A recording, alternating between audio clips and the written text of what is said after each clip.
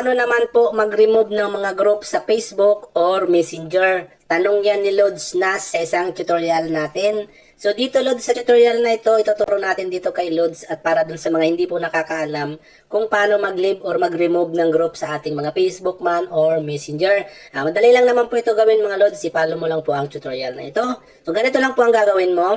Uunahin lang po muna natin ang sa Messenger. Open nyo lang ang inyong mga messenger kung nasaan po yung group na gusto nyong tanggalin or gusto nyo pong mag-leave o remove. And then, dito po sa messenger mo, hanapin mo lang po yung group na gusto mo pong i-delete, i-remove, or gusto mo pong mag-leave doon. So, halimbawa po dito sa, yan, dyan po. I-open mo lang po yan. And then, pagdating mo dito sa group, click mo yung eye icon na yan. And then, mapupunta ka po dito. I-click mo naman po itong tatlong dot na yan. And then dito po, leave group. Ayan. Pwede mo pong i-click yan, Lods. Or pwede mo pong i-scroll up. Makikita mo dito sa baba, leave chat. Parehas lang naman po yan. I-click mo lang po. Ayan. Leave. And then, mawawala na po mga Lods yung group na sinalihan mo dito sa Messenger. Okay? Ngayon, doon naman po tayo sa Facebook. So, kung gusto nyo mag-leave din doon sa mga group na sinalihan nyo, open mo lang po ang Facebook kung nasaan yung group. Ayan. And then, pagdating mo dito sa Facebook mo, pumunta ka dito sa tatlong slash. Yan.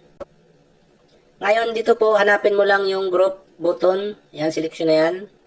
Click mo po yan. Ngayon, mapupunta ka po dito sa group for you. Kailangan po natin pumunta dito sa your group button na yan. Click natin yan. Ngayon, dito po sa your group, ito po yung mga group na sinalihan mo po ha. So, scroll up mo po, makikita mo dito yung mga group na sinalihan mo. Hanapin mo po dito yung group na gusto mo pong mag-leave or gusto mo pong remove yung account mo. Halimbawa po dito sa, yan, dyan po.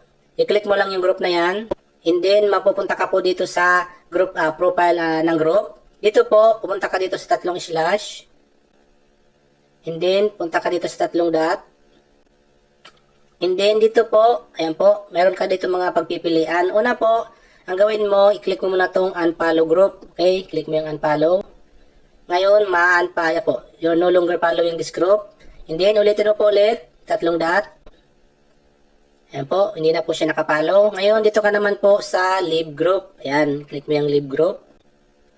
Ngayon, dito po, i-click mo naman itong leave group button na yan. Okay? Pag click mo po yan, malilive ka na po doon. Hindi mo na po makikita yung mga post na yon.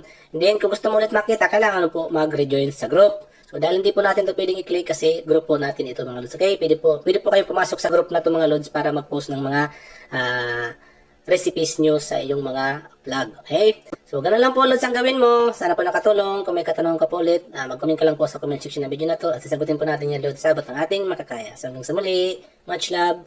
God bless.